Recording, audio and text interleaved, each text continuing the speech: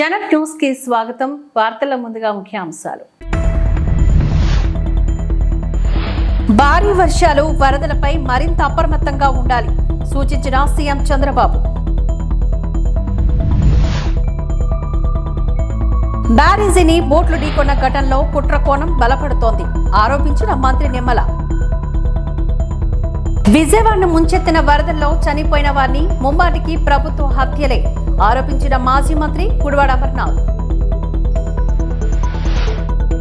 ఏపీలో భారీ వర్షాలు వరదలపై మరింత అప్రమత్తంగా ఉండాలి అంటూ అధికారులకు సీఎం చంద్రబాబు సూచించారు. బుడమేరు వరద నీటి ప్రభావం తగ్గినందున కొంత ఉపశమనం లభించిందని పేర్కొన్నారు.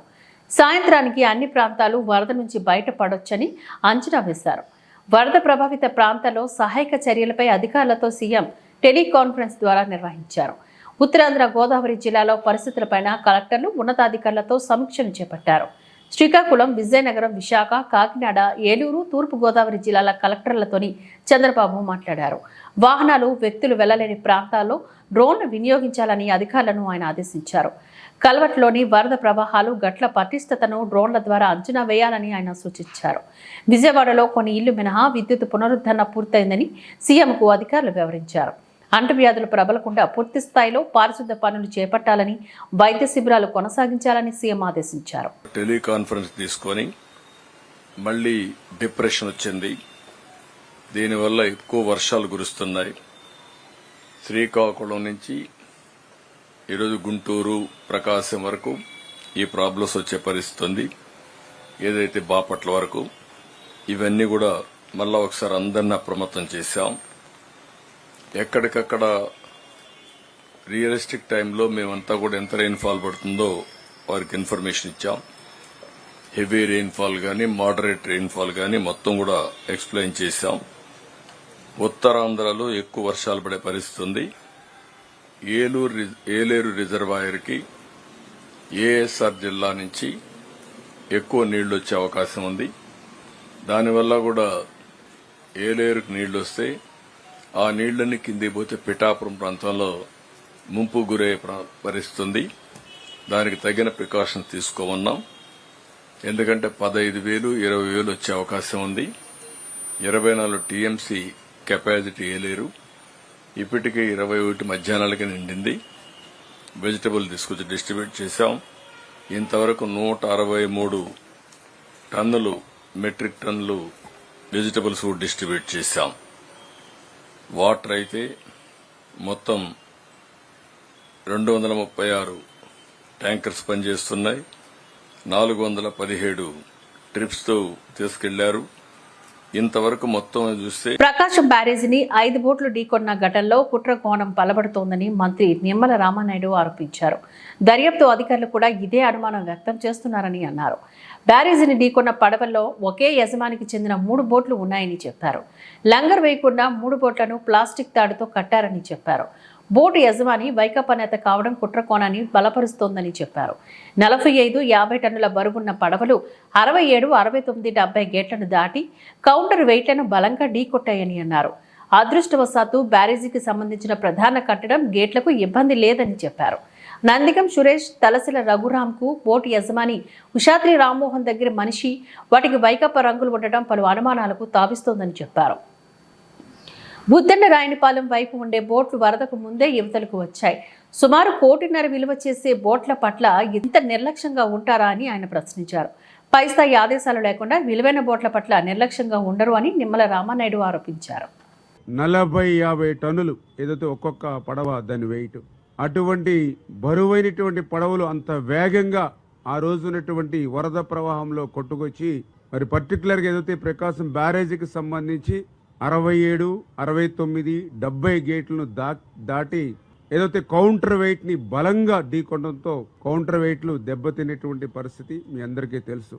అదృష్టవశాత్తు బ్యారేజీకి సంబంధించినటువంటి మెయిన్ కట్టడానికి గాని, బ్యారేజీకి సంబంధించినటువంటి గేట్లను గాని అది తాకకుండా కౌంటర్ వెయిట్ ని తాకడం వల్లే కొంత నష్టం గాని, ఉపద్రవంగా కానీ లేకుండా అయినటువంటి పరిస్థితి. నిజంగా గేట్లను గాని లేదా కట్టడాన్ని గాని తాకుంటే మళ్ళీ ఎంత నష్టపోయే వాళ్ళం 5-6 జిల్లాలు అనేటువంటి విషయాన్ని కూడా ఈ ప్రభుత్వం గుర్తుపెట్టుకుని వెంటనే ఏదైతే ఆ యొక్క అంశాలు ఏవైతే ఉన్నాయో వాటిని వెలికి తీసే విధంగా దర్యాప్తు చేయమని చెప్పేసి కూడా ఎవరైతే పోలీస్ అధికారులు కూడా ఇరిగేషన్ శాఖ నుంచి కూడా మనం కంప్లైంట్ చేయడం, దాని మీద దర్యాప్తు కూడా వేగంగా జరుగుతున్న విషయాన్ని కూడా ఈ సందర్భంగా తెలియజేసుకుంటూ, ఎందుకు ఇటు రైతులు కానీ ఇటు రైతు సంఘాలకు కానీ ఎవరైతే ఉన్నారో వాళ్ళందరూ కూడా ఒకటే కంప్లైంట్ చేస్తూ ఉన్నారు. ఇదంతా కూడా అనుమానాలకి తావిస్తూ ఉంది. ఎందుకంటే ఏదైతే ఇటు 40-50 టన్నుల బరువు కలిగినటువంటి ఏవైతే ఈ యొక్క బోట్స్ ఏవైతే ఉన్నాయో ఇవి జనరల్ గా నది ఒడ్డున లంగర్ వేసుకుని మరి జాగ్రత్తలు పెట్టుకుంటూ ఉంటారు. ఎందుకంటే బోటు ఖరీదు కూడా దగ్గర దగ్గర 40-50 లక్షలు ఉంటుంది. మరి అంతటి విలువైనటువంటి బోట్లని మరి ఏదైతే ఒక ప్లాస్టిక్ తాడుకు మాత్రమే కట్టినట్టుగా ఇప్పుడు విచారణలో వాళ్ళు చెప్తూ ఉన్నారు. అది కూడా 3 పడవలను కలిపి ఒకే తాడుకి మరి ప్లాస్టిక్ తాడుకి కట్టి ఉంచినట్టుగా మరి వాళ్ళు అక్కడ ఉన్నటువంటి దర్యాప్తు వారి ద్వారా తెలుస్తూ ఉంది.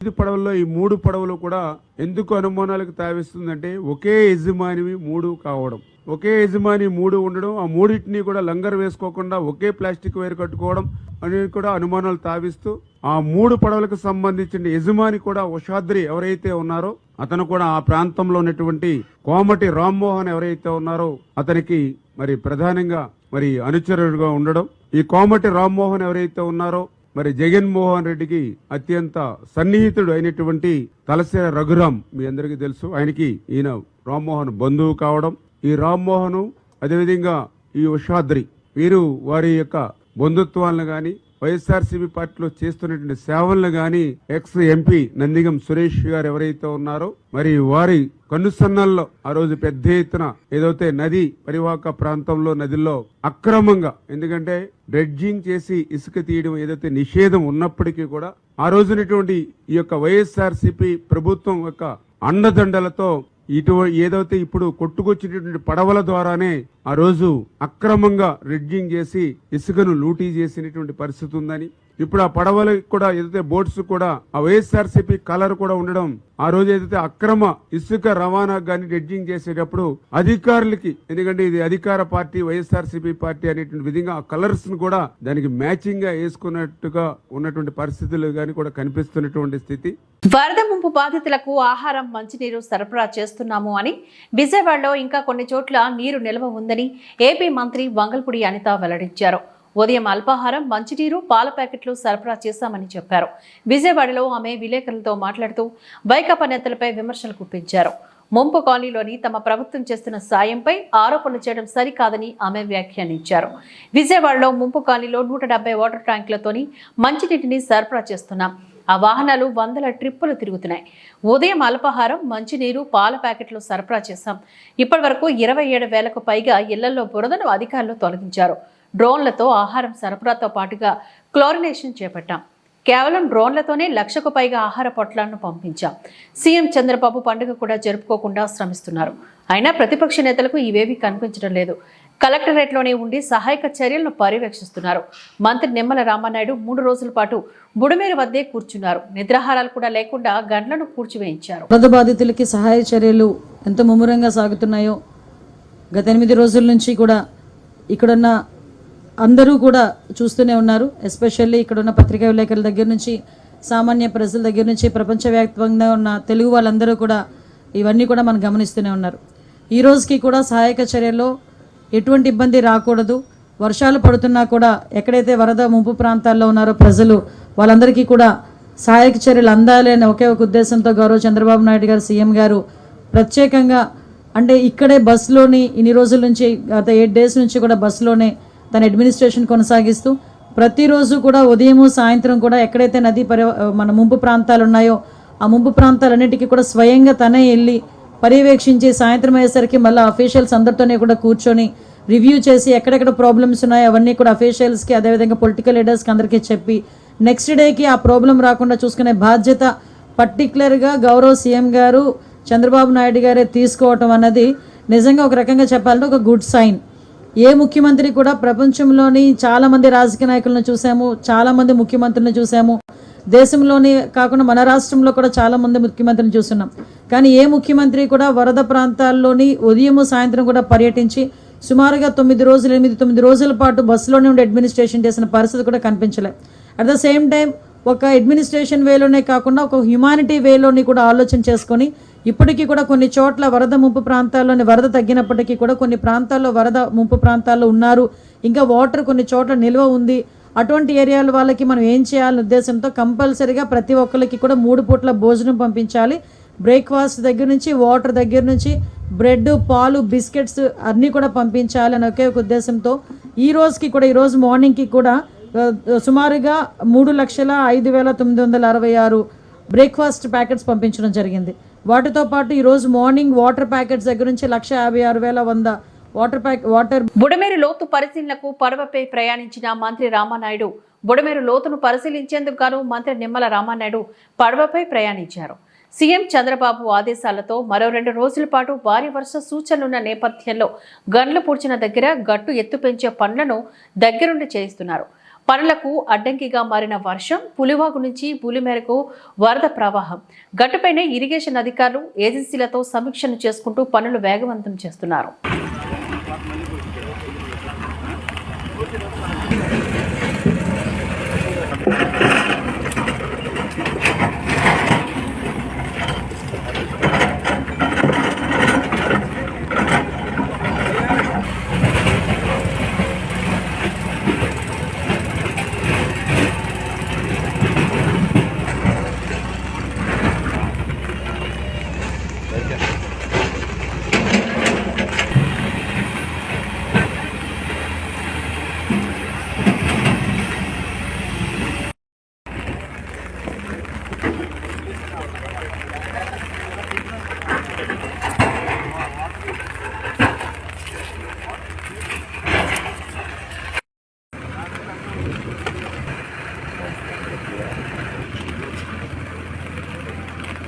జగన్ ప్రభుత్వం వినాయక మండపాల ఏర్పాటుకు పనులు చేసే వివిధ రకాల రుసుములు అన్ని 10 రోజుల క్రిందటే రద్దు చేశాం.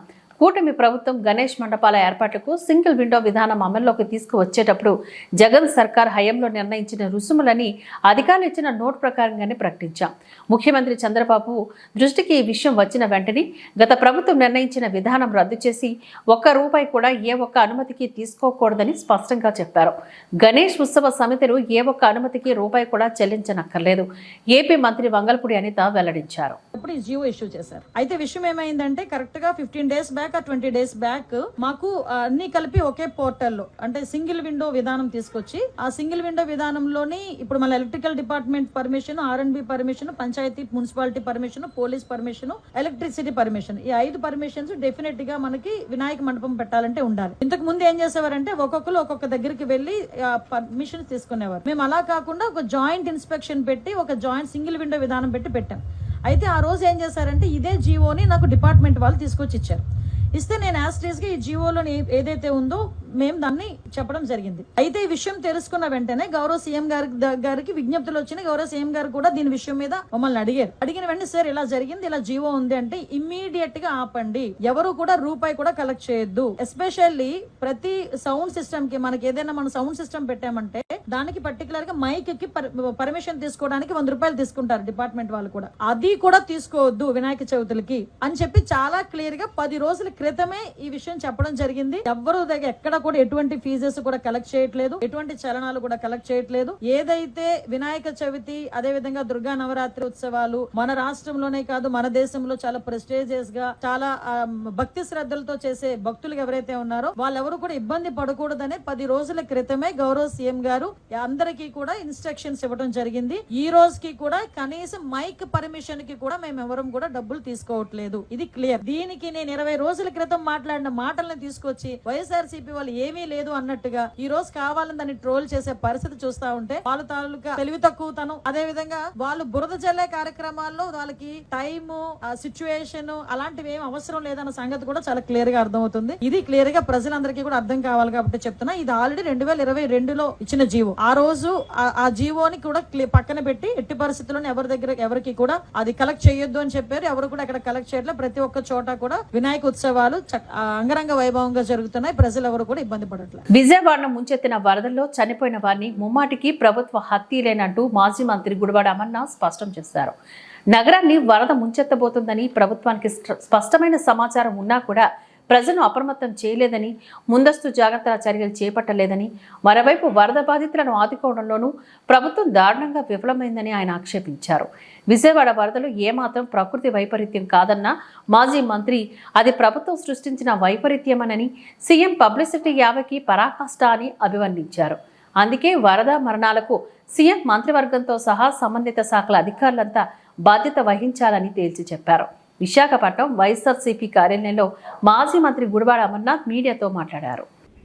20 గంటల ముందు చెప్పినప్పటికీ మేము స్పందించలేదు అనేటువంటిది మరికొంతమంది అధికారులు చెప్తా ఉన్నారు. ఇంత నిర్లక్ష్యంగా ఒక ప్రభుత్వం వ్యవహరించడం బహుశా నాకు తెలిసి స్వతంత్రం వచ్చిన తర్వాత చరిత్రలో ఎప్పుడు లేదు. ఎందుకు ఈ స్థాయికి అంటే ఎంత నిర్లక్ష్యంగా ఎందుకు వ్యవహరించారు? ఎందుకు అంటే విజయవాడ ప్రాంతం కానీ లేదా అమరావతి ప్రాంతం కానీ చంద్రబాబు నాయుడు గారు అక్కడ ఉంటున్నారు కాబట్టి ఆ ప్రాంతం ములగదని చెప్పని అనుకున్నారా? లేదా గతంలో ఎప్పుడు ములగలేదనేటువంటి ఎప్పుడు ఆ ప్రాంతానికి నీరు రాలేదని చెప్పి ఎప్పుడైనా ఊహించారా? ఇంత నిర్లక్ష్యంగా ఎలా వ్యవహరించారు అనేటువంటి దానికి ప్రజలకి డెఫినెట్గా సమాధానం చెప్పాల్సినటువంటి బాధ్యత ఈ ప్రభుత్వం మీద ఉంది. ముఖ్యంగా మీకు అంటే ఈ ప్రభుత్వంలో ఉన్నటువంటి ప్రముఖ అధికారులు, రెవెన్యూకి సంబంధించినటువంటి ప్రిన్సిపల్ సెక్రటరీ కానీ లేదా దానికి సంబంధించినటువంటి ఇరిగేషన్ డిపార్ట్మెంట్కి సంబంధించినటువంటి డిఈ గారు కానీ లేదా సంబంధించినటువంటి ఆ జిల్లా కలెక్టర్ గారు కానీ చెప్పినటువంటి విషయాల్ని ఒకసారి మీకు వారు మాట్లాడినటువంటి మాటల్ని ప్లే చేసి వినిపిస్తాను. ఒకసారి మీరు అందరూ కూడా మీ ద్వారా ప్రజలు వారు ఏ మాటలు చెప్పారో, వీరు ఏ రకంగా స్పందించారో అనేటువంటి దానికి ఈ ప్రభుత్వం ఏ రకంగా స్పందించినటువంటి దానికి ఒక ఉదాహరణ తెలుస్తుంది అనేటువంటి ఉద్దేశంతో మీ ముందుకి వారు మాట్లాడినటువంటి మాటలన్నింటినీ కూడా ఒకసారి మీ ముందు ప్లే చేస్తాను. విజయవాడ నగరం 54, 55 డివిజన్లో బీసీ సంక్షేమ శాఖ మంత్రి సవిత పర్యటించారు. పంజా సెంటర్, మహబూబ్ సుభాని, గుల్లమ్మ అబ్బాస్ స్ట్రీట్లలోని వరద బాధితులకు నిత్యావసర సరుకులను పంపిణీ చేస్తాం. ఇస్లాంపేట సెంటర్లో పారిశుద్ధ పనులు పరిశీలించారు. ఫ్రైడే ఈవినింగ్ మొదలైంది వర్షం. ఆ తర్వాత నుంచి ఇదే అప్పటి నుంచి మన సచివాలయ వ్యవస్థ కానీ చంద్రబాబు నాయుడు గారు చెప్పడం కానీ మన గైన్ కలెక్టర్ కానీ ఆల్మోస్ట్ అన్ని రాదు పంజాబ్ సరుకులు కనిపించారు. వర్షంలో కూడా తెచ్చి ఇచ్చాడండి. దాని గురించి మేము తప్పుగా మాట్లాడాలి. వాళ్ళు ఏమైపోతారని కూడా లేదు. వర్షంలో వచ్చి అందరికి ముఖ్యమంత్రి గారు మరి కలెక్టరేట్ లోనే ఉన్నారు అర్థం మొదలైన రోజు నుంచి. ఆయన గారు కూడా బాగానే తిరుగుతున్నారు. వచ్చేస్తున్నారు ఆయన కూడా. మన 56, 57 తక్కువ వాళ్ళకి కూడా వచ్చారు. ముఖ్యమంత్రి గారు వచ్చారు. గణపతి ఉత్సవాల్లో జాగ్రత్తలు పాటించండి, కాంట్రేనికోన ఎస్ఐ అవినాష్ పిలుపునిచ్చారు. డాక్టర్ బిఆర్ అంబేద్కర్ కోనసీమ జిల్లా ముమ్మడివరం నియోజకవర్గం కాంట్రేనికోన గణపతి ఉత్సవాల్లో జాగ్రత్తలు పాటించాలని కాంట్రేనికోన ఎస్ఐ అవినాష్ ప్రజలకు విజ్ఞప్తి చేశారు. ఎస్ఐ అవినాష్ మీడియాతో మాట్లాడుతూ గణపతి మండపాలు నిర్మాణంలో జాగ్రత్తలు పాటించాలని, అలాగే గణపతి నిమజ్జనంలో కూడా జాగ్రత్తలు పాటించండి. గోదావరి వరద ఉండటం వల్ల నిమజ్జనం సమయంలో అప్రమత్తంగా ఉండాలని, బాణాసంచాకు అనుమతులు లేవని, ఎవరైనా బాణాసంచా కాలిస్తే కఠినమైన చర్యలు తీసుకుంటామని, అలాగే రికార్డింగ్ డాన్స్లకు అనుమతులు లేవని. ఈ వినాయక చవితి మండపాలు కమిటీ మెంబర్స్ ఉన్నారో వాళ్ళందరూ కూడా పోలీసులు విజ్ఞప్తి ఏంటంటే ఆ యొక్క ఎలక్ట్రికల్ ఏదైతే ఉందో దాన్ని జాగ్రత్త చూసుకోవాలి. దాంట్లో పనిచేసే ఎలక్ట్రికల్ వారితో పనిచేయించుకోవాలి తప్ప లోకల్ ఆపరేట్ చేస్తే ఏదైనా షాక్ గురే అవకాశాలు ఉంటాయి. కాబట్టి దయచేసి ఆ విషయంలో అందరూ అలర్ట్గా ఉండాలి. అలాగే ఇప్పుడు అన్ని చోట్ల కూడా ఈ వృద్ధులు కొంచెం ఆరోగ్య భావన ఉన్నారు కాబట్టి ఈ పరిస్థితుల్లో కూడా ఆ మైక్ సౌండ్ మరీ పెంచి కాకుండా మినిమం సౌండ్తోనే రన్ చేసుకోవాలి. అలాగే ఉదయం 9 తర్వాత మాత్రమే, అలాగే నైట్ 10 తర్వాత ఎట్టి పరిస్థితుల్లో కూడా మైక్ ఆన్ చేయకూడదు. అలా చేస్తే కేసులు నమోదు చేస్తాము. అదేవిధంగా నిమజ్జనం రోజు ఏదైతే ఉందో అందరూ వివరాలు మా దగ్గర ఉన్నాయి. ఖచ్చితంగా ఆ రోజు డే టైంలోనే నిమజ్జనం కంప్లీట్ చేసుకోవాలని చెప్పేసి విజ్ఞప్తి చేస్తున్నాం. ఎందుకంటే మనం చూస్తున్నాం ఇప్పుడు ఆంధ్ర తెలంగాణ 2 రాష్ట్రాల్లో కూడా ఈ యొక్క వాటర్ ఫ్లోటింగ్ చాలా హెవీగా ఉంది. అన్ని చోట్ల కూడా ఈవెన్ చిన్న కాలంలో కూడా హెవీ ఫ్లోటింగ్ ఉంది. కాబట్టి దయచేసి మా విజ్ఞప్తి మరొకసారి విజ్ఞప్తి చేస్తున్నాం. ఇటు పరిస్థితుల్లో కూడా డే లైటింగ్ అంటే 6-7 లోపే నిమజ్జనాలు ప్రతి చోట కూడా కంప్లీట్ చేసుకోవాలని విజ్ఞప్తి చేస్తున్నాం. అదేవిధంగా ఏదైతే ఈ గ్రూప్ గొడవలు లేకుండా ఏదైనా ఉంటే మేము వారిపై కేసులు నమోదు చేస్తాము. గత లాస్ట్ 10 daysలో ఏ ఊళ్ళు ఉన్నాయో ఆ ఊళ్ళో వాళ్ళకి తెలిసి ముందే బయట చేస్తాము రేపటిలోనే. కాబట్టి దయచేసి ఏదైనా చిన్న చిన్న గొడవలు ఉంటే కనుక అవి ఊళ్ళు పెద్దలో పరిష్కరించుకోండి. అవరి పక్షంలో మాకు ఇన్ఫార్మ్ చేస్తే మేము పరిష్కారం చేస్తాము. అంతేగాని ఈ గ్రూప్ తగాదులు అటు జరిగితే కనుక దాంట్లో కఠినంగా వ్యవహరిస్తాము. వారిపైన రైటింగ్ సెక్షన్లు వేసి నాన్ బైబుల్ కేసులు అరెస్ట్ చేస్తామని చెప్పేసి సందర్భంగా హెచ్చరిస్తున్నాం. అదేవిధంగా పర్టికులర్ చెప్పేది ఏంటంటే మన రాష్ట్రంలో పర్టికులర్గా ఈ యొక్క అశ్లీలత అనేది పూర్తి బ్యాన్ చేయడం జరిగింది ప్రభుత్వాలు. ఈ కొద్దిగా డ్యాన్సులు కానీ అలాగే ఈ ఆడపిల్లలతో ఈ యొక్క ఈ అశ్లీలత కనిపించే విధంగా డ్యాన్స్ వేస్తే కనుక ఖచ్చితంగా దానిపైన యాక్షన్ చాలా సివియర్గా ఉంటుంది. ఆ కమిటీని మొత్తం అరెస్ట్ చేస్తుంది దాంట్లో. ఎందుకంటే ఆల్రెడీ కమిటీ పర్టికులర్స్ మా దగ్గర రికార్డ్ చేసి ఉన్నాం. ఈ యొక్క ఏదైతే మన ఈ గణేక ఉత్సవ కమిటీ యాప్ ఉందో యాప్లో నమోదు. గోపాలపట్నం రామకృష్ణ నగర్ కాళీమాత టెంపుల్ వెళ్లే మార్గంలో ప్రస్తుతం కురుస్తున్న వర్షాల కారణంగా కొండ చర్యలు విరిగి సుమారు 5 ఇళ్లు ప్రమాదపు అంచనా ఉన్నాయని తెలిసే సమాచారం మేరకు గౌరవనీయులు శాసనసభ్యులు గణబాబు హుటాహుట్న అధికారులతో చేరుకొని అక్కడ నివాసితులను అప్రమత్తం చేసి సురక్షితంగా పునరావాస కేంద్రాలకు తరలించారు. యుద్ధ ప్రాతిపదికగా చర్యలు చేపట్టాలని అధికారులకు ఆదేశించారు.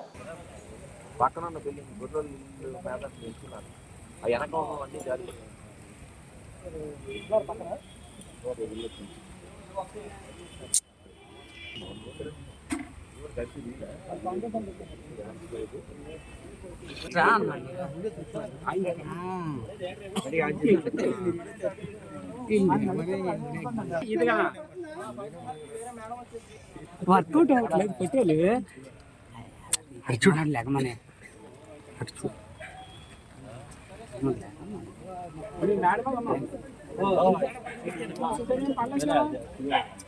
పోల్ పడిపోతుంది సార్.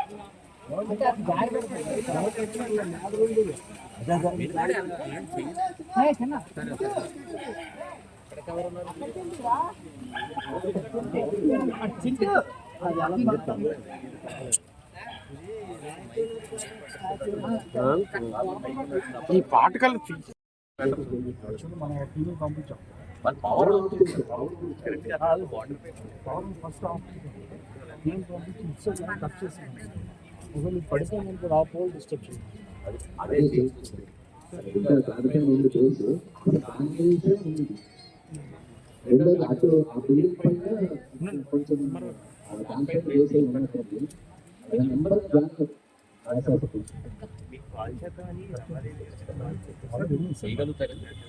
అది కూడా ఏదన్నా తీసుకోమనండి.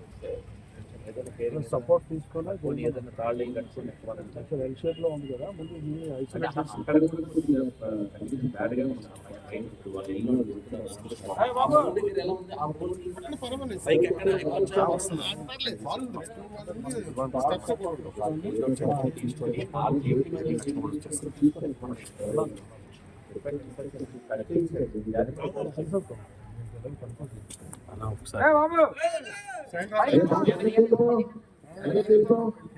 అక్కడ అలాగే పక్కన వాళ్ళందరూ తప్పించాలి. చెప్తున్నాం సార్ పైన దిగిపోతున్నాం అని చెప్తున్నాం. అందరూ అక్కడ ఉన్నారు సార్. ఓకే కింద కాన్స్టిట్యూన్స్ చెప్పి ఆ పైకి వెళ్ళమని చెప్పి కింద కాన్స్టిట్యూన్స్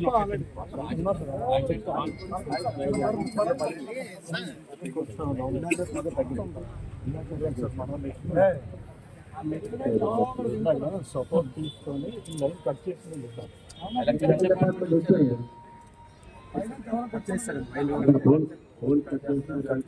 ఇది పడిపోతుంది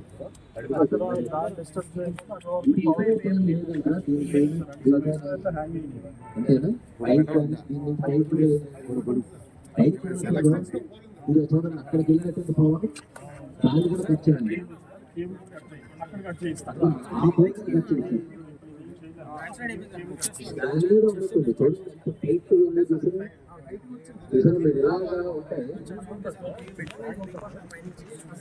దాని మీద టెస్ట్ చేయండి. వచ్చేసి అది చూడండి. అదే 12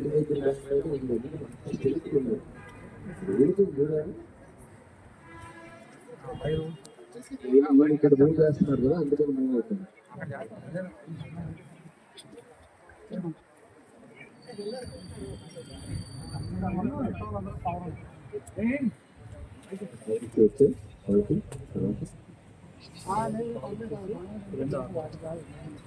అది కూడా డిస్టర్బ్ ఇస్తే దాని ముందు పోలేదు.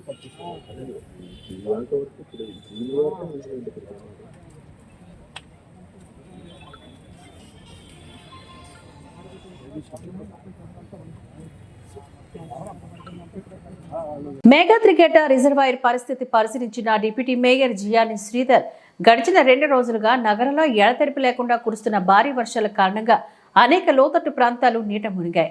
ఈ మేరకు విశాఖ పశ్చిమ నియోజకవర్గ మేఘాద్రిగడ్డ రిజర్వాయర్ నీటి మట్టం పెరగడంతో రిజర్వాయర్ పరిసర ప్రాంతాలను నగర డిప్యూటీ మేయర్ జియాని శ్రీధర్ పరిశీలించారు. రిజర్వాయర్ సిబ్బందిని అడిగి నీటి మట్టం వివరాలను తెలుసుకున్నారు. ఈ సందర్భంగా ఎడతెరిపి లేని కారణంగా ప్రజలందరూ అప్రమత్తంగా ఉండాలని, సురక్షిత ప్రాంతాలకు తరలి వెళ్లాలని కోరారు. ఎలాంటి విపత్తు అయినా ఎదుర్కొనేందుకు నగరపాలిక సంస్థ అన్ని విధాలుగా సిద్ధంగా ఉందని తెలిపారు.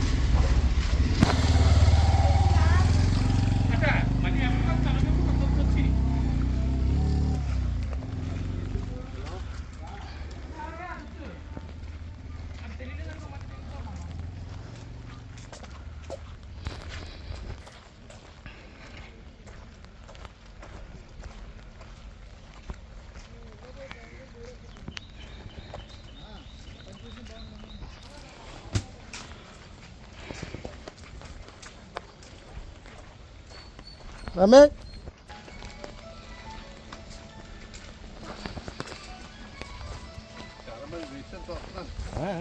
పెళ్ళి అయిపోతుంది కదా.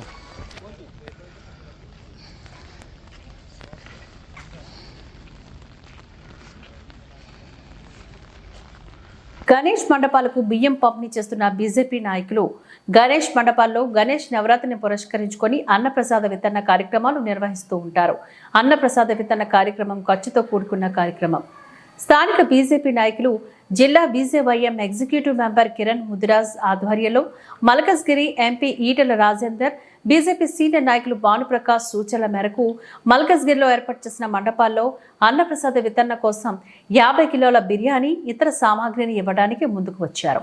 ఈ సందర్భంగా కిరణ్ కుమార్ ముదిరాజ్ మాట్లాడుతూ గణేష్ మండపాల్లో నిర్వహిస్తున్న అన్నదానం కోసం 50 కిలోల బియ్యంతో పాటు ఇతర సామాగ్రిని అందిస్తున్నామని, ఇప్పటి వరకు కూడా దాదాపుగా 100 మండపాలకు పైగా అందించడం జరిగిందని, మండపానికి సంబంధించి ఎలాంటి ఇబ్బంది ఉన్నా కానీ మరే విషయంలో కానీ ఇబ్బందులు ఏర్పడినట్లయితే తన దృష్టికి తీసుకువస్తే తక్షణమే పరిష్కరిస్తామని ఈ సందర్భంగా వారు తెలియజేస్తారు.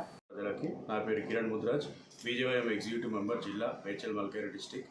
మేము ఈ వినాయక చవితికి ప్రతి మండపానికి రైస్ బ్యాగ్స్ మరియు వాళ్ళకి కావాల్సిన సౌకర్యమైన వస్తువులు అన్నీ పంపిణీ చేయడం జరుగుతుంది. ఈరోజు దాదాపుగా 50 నుంచి 100 వరకు పంపిణీ చేసాము. ఇంటి నుంచి ఈరోజు వరకు రాబోయే 11 రోజులు కూడా మొత్తం ఏవైతే ఉన్నాయో ప్రతిదీ మేము సమర్పించడానికి రెడీగా ఉన్నాము. ఇది ఈటెల రాజేందర్ గారు, మన భానుప్రకాష్ వారి ఆధ్వర్యంలో జరగడం జరుగుతుంది. కాబట్టి మీ మండపాల్లో ఎలాంటి అసౌకర్యాలు జరిగినా, పోలీసు వారు ఏ ఇబ్బంది పెట్టినా నాకు వచ్చి చెప్పవలసిందిగా విన్నపం. ఎటువంటి అవసరాలైనా కూడా మేము తీర్చడానికి సిద్ధంగా ఉన్నాము. జై భారత్ మాత. ప్రతి మండపానికి మా బీజేవైఎం తరపు నుంచి కిరణ్ ముద్రాజ్ గారి మరియు భానుప్రకాష్ గారి, ఈటెల రాజేందర్ గారి ఆధ్వర్యంలో ప్రతి మండపానికి 50 కేజీల రైస్ బ్యాగ్ని పంపిణీ చేయడానికి నిర్ణయించాము. ఆల్రెడీ ఈరోజు ఒక 50 మండపాలకు పంపించడం జరిగింది డివిజన్లో మొత్తంగా. ఇంకా రాబోయే 11 రోజుల్లో కూడా మొత్తం ఉన్న అన్ని మండపాలకి పంపించడం జరుగుతుంది. వరంగల్లో ఇండియన్ హై స్కూల్లో బీసీ ధూంధానం సన్నాహక సమావేశం డాక్టర్ చింత Praveen Kumar Kakatiya university assistant professor సభ అధ్యక్షతన బీసీల ధూంధాం సన్నాహక సమావేశాన్ని నిర్వహించారు. ఈ కార్యక్రమంలో ప్రజా సంఘాల జేఏసీ చైర్మన్ ముంజల భిక్షపతి గౌడ్ మాట్లాడుతూ బీసీలకు 42% స్థానిక ఎన్నికల్లో రిజర్వేషన్ పెంచాలని ఆయన అన్నారు. కామారెడ్డి డిక్లరేషన్ అమలు చేయాలని ఆయన అన్నారు. త్వరలోనే జరగబోయే వరంగల్లో భారీ ఎత్తున నిర్వహించే బీసీ ధూంధాం డాక్టర్ చింతకుమార్ ఆధ్వర్యంలో ఘనంగా పెద్ద ఎత్తున నిర్వహించడం జరిగిందని అన్నారు. త్వరలో నిర్వహించబోయే బీసీ ధూంధాం కార్యక్రమానికి రాష్ట్ర వ్యాప్తంగా ఉన్న బీసీ ప్రజానికం కదలి రావాలని ముంజాల భిక్షపతి గౌడ్ పిలుపునిచ్చారు. వచ్చే ఎన్నికల్లో బీసీ ముఖ్యమంత్రి కావడం జరుగుతుందని ఆశాభావాన్ని వ్యక్తం చేసిన ముంజల అన్ని రాజకీయ పార్టీలు బీసీ అధ్యక్షులుగా ప్రకటించాలని ఆయన కోరారు. కాంగ్రెస్ పార్టీ గౌడ జాతీయ ముద్దుబిడ్డ సర్దార్ సర్వాయి పాప వారసుడు, బీసీ ముద్దుబిడ్డ జ్యోతిరావు పూలే వారసుడు, కాంగ్రెస్ పార్టీ బీసీ నాయకులకు పీసీసీ ప్రెసిడెంట్ కాంగ్రెస్ పార్టీ ఇవ్వడం చాలా గర్వించదగ్గ విషయమని ముంజాల అన్నారు. అదే స్ఫూర్తితో ఇతర రాజకీయ పార్టీలు కూడా బీసీలకు రాష్ట్ర అధ్యక్ష పదవి ఇవ్వాలని ఆయన కోరారు.